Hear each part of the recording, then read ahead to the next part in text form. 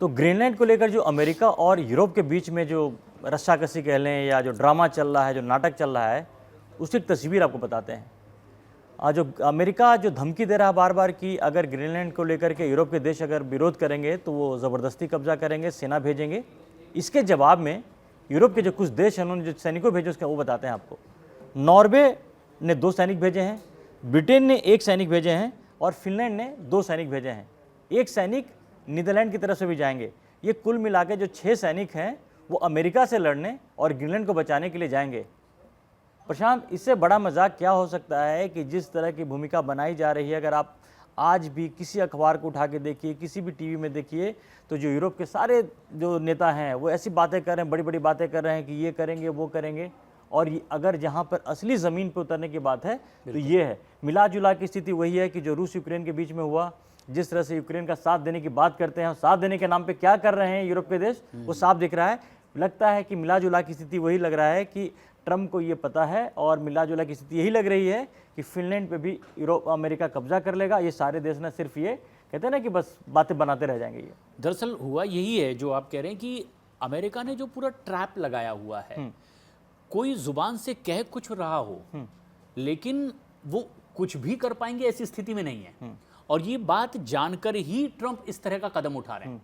अब जिस तरह से उन्होंने टैरिफ लगा दिया, अभी 10% की बात कर रहे हैं, ये 25% कर देंगे। मतलब उनको पता है कि आप ऐसे नहीं तो वैसे दबाव में आ ही जाएंगे।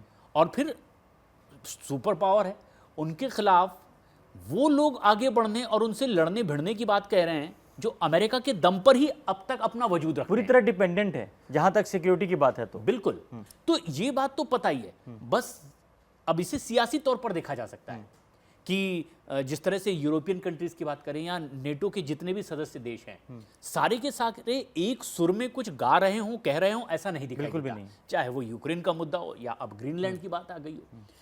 यहां पर हम ये भी देखते हैं कि किस तरीके से मेलोनी इन्हीं में से एक है, लेकिन ट्रंप उनके ऊपर टैरिफ नहीं लगाते हैं। मतलब हर सदस्य अपना नफा नुकसान देखते हुए ये प्ले अप कर रहा है, उसमें जैसे ट्रंप प्ले अप कर रहे हैं। उसमें एक ही रीजन है, आपने जो मेलोनी का नाम लिया तो इसमें बता दें, अपडेट दे दें कि इसमें पोलैंड, इटली और टर्की, इन 3 देशों ने, जो कि पार्ट हैं, यूरोप के पार्ट भी हैं और नेटो के भी पार्ट हैं, इन्होंने मना कर दिया कि भैया अमेरिका को जो चाहे करना हो कर दे, अपनी सैनिक नहीं भेजेंगे। इसकी वजह से उनको फ्रीडम दे दिया गया है। लेकिन सवाल फिर वहीं पर आता है। आपको अब एक जानकारी दें, दर्शकों को दे दें। अभी कुछ महीनों की बात पहले की बात होगी, 2-3 महीने पहले की बात होगी। डोनाल्ड ट्रंप ने जो नेटो के देश थे और उन्होंने कहा कि नेटो का कोई मतलब नहीं है और हम आपकी सुरक्षा की जिम्मेदारी अब नहीं लेते हैं, आप अपनी सुरक्षा की जिम्मेदारी खुद लो।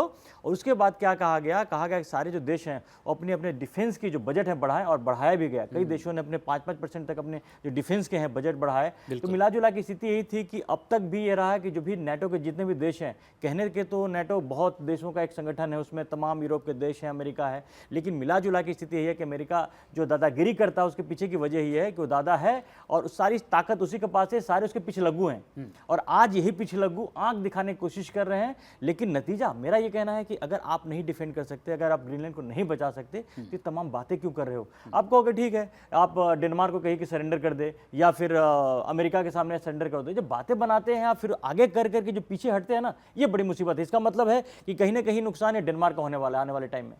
ये पूरी तरीके से एक्चुअली ये परिस्थिति जो आप कह रहे हैं ये एक तरह से सर्वविदित है। हर किसी को पता है कि हश्र क्या होने वाला है। क्योंकि अगर ट्रंप ने ठान लिया है तो उन्होंने देख लिया कि किस तरीके से वो एक देश में कर चुके हैं, राष्ट्रपति को सीधे ला चुके हैं, उन पर अपने देश के कानून के मुताबिक आगे की कार्रवाई करेंगे। अब ग्रीनलैंड तो उससे भी ज्यादा जरूरी लैंड वो मान रहे हैं, क्योंकि उन्होंने ये भी कह दिया है कि ये जो कुछ हरकतें हो रही है बाकी देशों की ओर से, ये बहुत डेंजरस गेम है। यानी उन्हें वो धमका भी रहे हैं और उन्होंने बताया कि ये इस तरह की हरकत है कि आगे चल करके वो इससे बड़ा बयान ना दे दें कि जिस पर वो हमला करना चाह रहे हैं या जिसे अपने कब्जे में लेना चाह रहे हैं, वो उस तरह के बयान इन देशों के लिए भी दे सकते हैं जो इस समय रिएक्ट करने की कोशिश कर रहे हैं। पूरी तरह से रिएक्ट तो नहीं कर पा रहे हैं क्योंकि आखिरकार वो हैं तो अमेरिका के दम पर ही। लेकिन अब ऐसी परिस्थिति धीरे धीरे ट्रंप ला देंगे कि ये सिर्फ बोल करके, कह करके, कुछ छुटमुट रिएक्शन दिखा करके ही वो सीमित रह जाएं।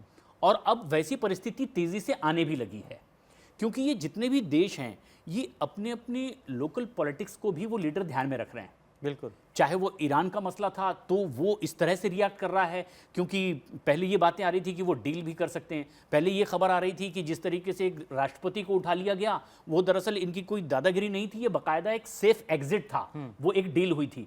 दबी जुबान तो ये भी बातें सामने आती है। अब यहां पर भी जो कुछ होगा वो अपने अस्तित्व को बचाने के लिए रिएक्ट करने वाला जेस्चर देना है, क्योंकि उन्हें पता है कि इसका परिणाम क्या होने वाला है। लेकिन अगर वो सीधे सीधे उस तरह से रिएक्ट करेंगे तो अपने देश में अपनी साख खो देंगे।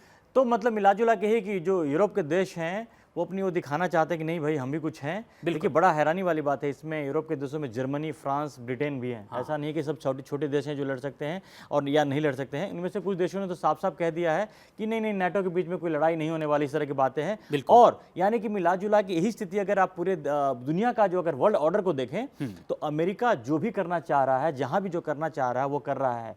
उसी तरह से सेम वो रूस पे अगर उसका नहीं चल रहा तो रूस यूक्रेन का युद्ध खत्म नहीं कर पा रहा है। चीन पे उसका वश नहीं चल पा रहा, चीन अपने हिसाब से इंडिपेंडेंट। भारत पर भी अमेरिका का नहीं चल पा रहा। तो मिला जुला कर अभी वर्ल्ड ऑर्डर की स्थिति देखें, अमेरिका एक कोने बैठा है, भारत, चीन और रूस, ये तीन ऐसे देश हैं जो अपनी इंडिपेंडेंट पॉलिसी को जिस तरह से अपने हित को जो देख रहे हैं आगे बढ़ा रहे हैं। और इन तीनों देशों पर अमेरिका का कोई दबाव किसी तरह का नहीं चल पा रहा है। जहां जहां अमेरिका का दबाव चल रहा है, अमेरिका अपनी जिस तरह से जिसको झुकाकर या डराकर या वो अपने उसके ऊपर कब्जा कर रहे हैं, अपने हितों को आगे लेके आ रहे हैं। लेकिन अब मिला जुला की इससे एक चीज तो बड़ा क्लियर हो गया है कि अमेरिका ने या डोनाल्ड ट्रंप ने बातों ही बातों में यूरोप को एक्सपोज कर दिया है कि उनकी लड़ने की कितनी शक्ति है। ये बातें इसलिए भी इंपॉर्टेंट है, प्रशांत में इस बात को इसलिए भी हाईलाइट कर रहा था कि याद है कुछ दिन पहले तक रशिया ने कहा था, रूस कह रहा था कि अगर ये यूरोप के देश अगर नहीं माने, अगर ज़्यादा जिद करेंगे तो हम सिर्फ यूक्रेन तक ही नहीं आगे भी बढ़ेंगे। और यूरोप के देशों को डर भी लग रहा था। तो कहीं ना कहीं पर आप ग्रीनलैंड के बहाने में यूरोप के देशों को आपने एक्सपोज कर दिया है। बिल्कुल।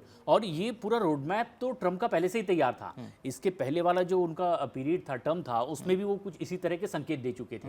अब उनको ये लग रहा है कि अब ये बार बार तो अब फ्रीक्वेंसी नहीं होगी कि अब अगले बार जब राष्ट्रपति बनेंगे तब वो कर लेंगे। तो उनको लग रहा है कि जो उनके इरादे थे, जो रोड मैप था, जो सपना था, अब वो इसी टर्म में उन्हें पूरा करना है। इसके संकेत उन्होंने पिछले टर्म में दे भी दिए थे। अब जिस तरीके से वो अमेरिका को एक तरह से जो देशी भाषा में कहा जाता है कि पूरी दुनिया का सबसे बड़ा चौधरी स्थापित करना चाहते हैं, क्योंकि अभी तक तो कहा लिखा बोला जाता था। अब वो ये बताना चाहते हैं कि चाहे वो यूनाइटेड नेशन जैसी संस्था भी हो, वो भी हम क्रिएट करेंगे, जिसका प्रस्ताव, जिसका निमंत्रण भारत के लिए भी भेजा गया है प्रधानमंत्री नरेंद्र मोदी के लिए कि शांति कमेटी में आप भी आइए। लेकिन अब खबरें ये भी आ रही है, हालांकि उस लेटर में नहीं कहा गया है कि उसके लिए कुछ पैसे भी देने होंगे, मतलब कि वो जैसे डिनर के लिए भी फीस ले लेते हैं अपने साथ, बिल्कुल इस तरीके का कि भी 1 बिलियन आप दीजिए और इसके सदस्य बन जाइए। मतलब ये कि वो अपने तरीके से यूनाइटेड नेशन तैयार करें। हालांकि अभी भी यूनाइटेड नेशन तो उन्हीं के जरिए ही चलता है, अपरोक्ष रूप से ऐसा ही माना जाता है। लेकिन अब वो पूरी तरीके से चाहते हैं कि मेरे सिल मोहर से लगाई गई, बनाई गई संस्था ही अब आगे तो देखिए ना, उन्होंने तो कह तो दिया कि अगर तुम लोगों ने मुझे नोबेल अवार्ड नहीं दिया है तो वे मेरी शांति की जिम्मेदारी मेरी नहीं है। इसको बड़ा क्लियर कर दिया कि अगर उनको अगर नोबेल का अवार्ड दिया जाता तो पूरी दुनिया में शांति बनाकर रखते। अब चूंकि अवार्ड दिया नहीं गया है तब उनकी जिम्मेदारी नहीं बनती है। इसका मतलब है कि अब वो जिस तरह की जो हरकतें कर रहे हैं, उन्होंने जिस तरह से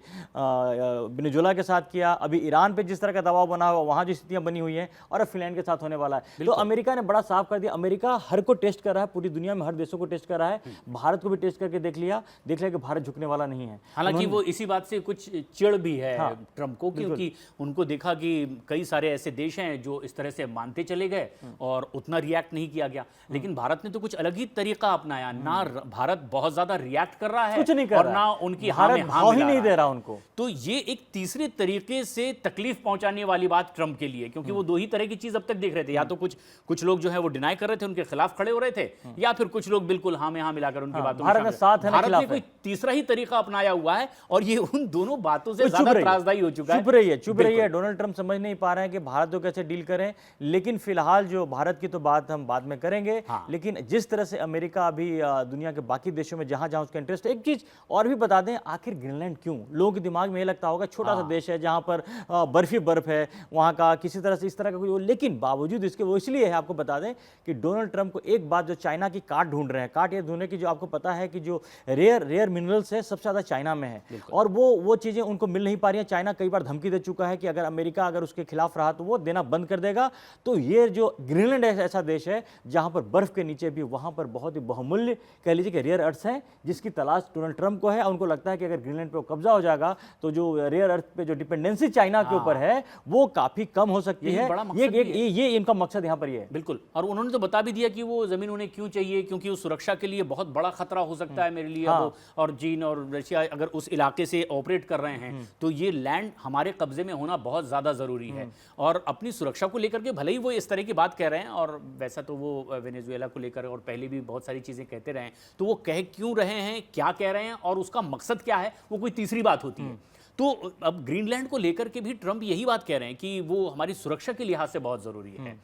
अब सबसे खास बात यह भी है कि एक तरीके से वो 3.5 यूक्रेन है, यानी यूक्रेन का जितना क्षेत्रफल है उससे तकरीबन 3.8 क्षेत्रफल ज्यादा है ग्रीनलैंड का। यानी ये समझ लीजिए कि यूक्रेन के किसी हिस्से पर अगर उसे अहमियत मानकर कब्जे की लड़ाई हो रही है, जहां रूस बिल्कुल नजरें गड़ाए हुए कि वो हिस्सा तो हम नहीं छोड़ेंगे, तो ग्रीनलैंड उससे तो 3.5 गुना ज्यादा है।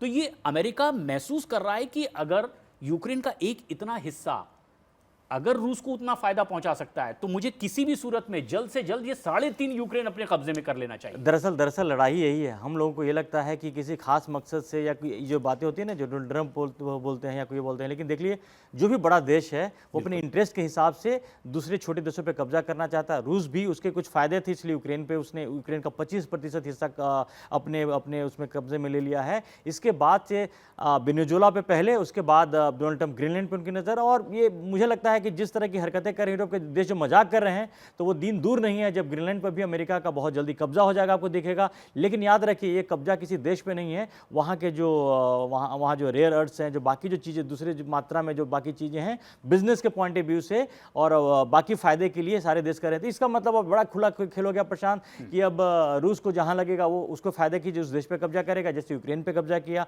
अमेरिका ने वेनेजुएला को तेल के लिए, और अब रेयर अर्थ्स के लिए ग्रीनलैंड को, और किसी और देश को, चाइना को कल लगता है कि ताइवान पर कब्जा करने में उसको फायदा है, तो चलो ताइवान पे कब्जा कर लेगा। पूरी दुनिया की स्थिति फिलहाल यही चल रही है। अब ये ठीक उसी तरीके से कि आखिर कहा क्यों गया कि वेनेजुएला के राष्ट्रपति मादुरो जो हैं वो नशे की तस्करी के लिए उनके आरोपी हैं, लेकिन महज नशे की तस्करी के लिए इतना बड़ा ऑपरेशन क्या चलाया जाएगा उसको रोकने के लिए? उसे तो किसी और तरीके से भी रोका जा सकता था। तो जो बात उन्होंने कही है उसका मकसद कुछ और था, और ठीक वही बात ग्रीनलैंड के लिए भी हो रही है कि वहां मकसद कुछ और है, चाहे जिस तरह से भी बताया जा रहा है, लेकिन उन्होंने साफ कर दिया है कि ये हम हासिल करके रहेंगे और हमें इसकी बहुत जरूरत है। ट्रंप ने तो एक बार सोशल मीडिया पर यह भी कह दिया कि ग्रीनलैंड मुझे बहुत पसंद है, अब पसंद है और मैं उसे हासिल करके रहता हूं। इसका एक एग्जाम्पल तो उन्होंने दे दिया, मादुरो और उनकी पत्नी अब कब्जे में है और उन पर कार्रवाई। लेकिन अब ठीक वैसा ही ग्रीनलैंड के साथ बहुत बड़े ऑपरेशन की तैयारी वो नहीं कर रहे हैं, ये तमाम ऐसी यूरोपियन कंट्रीज को पता है।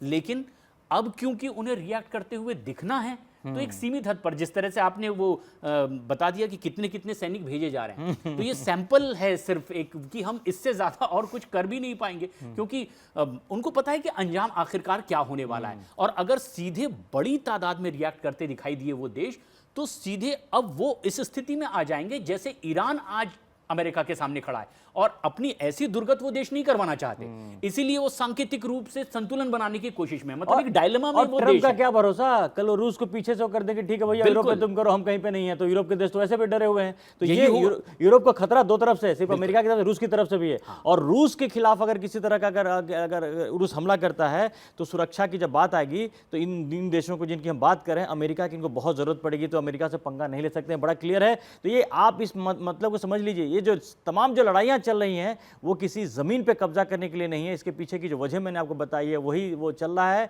और अब अमेरिका इस खेल में रूस और चीन को पीछे छोड़ना चाहता है। अगर रूस ने यूक्रेन पे हमला करके वो ले लिया है, ताइवान पर हमला करने की चीन सोच भी रहा है, उससे पहले ही अमेरिका ने वेनेजुएला पे कब्जा कर लिया है और ग्रीनलैंड पर कब्जा करने के बेहद करीब है। ये किसी दिन भी हो सकता है, कि आपको कुछ घंटों में हो सकता है, कुछ दिन में हो सकता है। कब अमेरिका ने जब चाहा तब उस पर कब्जा कर लिया। कुछ विशेषज्ञ ये भी कह भी रहे हैं कि जो अब इस पूरी परिस्थिति में जो मोरालिटी है, नैतिकता है, ये अब लिखने पढ़ने और कहने की बात हो गई है, क्योंकि अब मकसद है सिर्फ अपनी ताकत ज्यादा से ज्यादा बढ़ाओ, और अगर पूरी शक्ति आपके हाथ में है तो फिर जो आप कह रहे होंगे वही नैतिकता के दायरे में आ जाएगा। और यही वो करते हुए इस वक्त वही दिख दिखाई दे रहे हैं। ये यूनाइटेड नेशन को इन्होंने बौना बना दिया, तमाशा बना दिया है। और दुनिया के जितने भी मजबूत देश हैं, बड़े देश हैं, वो अपनी मनमानी कर रहे हैं। कोई नियम नहीं, कोई कानून नहीं, जिसको जहां फायदा दिख रहा है वही काम करता हुआ दिख रहा है। जिस तरह से अमेरिका ने एक ज़माने में इराक पर कब्जा किया था, सद्दाम हुसैन को मार डाला था, वही उसी तरह के जो तरीके अपना करके वो फिलहाल अपने कमज़ोर देशों को जहां भी उसको फ़ायदा हो रहा है वहां वो करने की कोशिश कर रहा है। बाकी चीज़ें सब बेकार हैं और हर देश, बाकी जो देश हैं, चुप बैठे हैं, क्योंकि पता है कि अब अमेरिका से क्या पंगे लेने हैं। जब जिसका जो इंटरेस्ट खतरे में आएगा तब वो आगे खड़ा होगा। मिला जुला की स्थिति यही देख रही है। तो अगर ग्रीनलैंड अगर हम अगले कुछ दिन में अमेरिका के कब्जे में अगर आ जाता है तो इसमें हैरान होने वाली कोई बात नहीं है। अभी तक आपने कड़क को सब्सक्राइब नहीं किया है तो जल्दी से आके सब्सक्राइब कीजिए। फिलहाल के लिए धन्यवाद।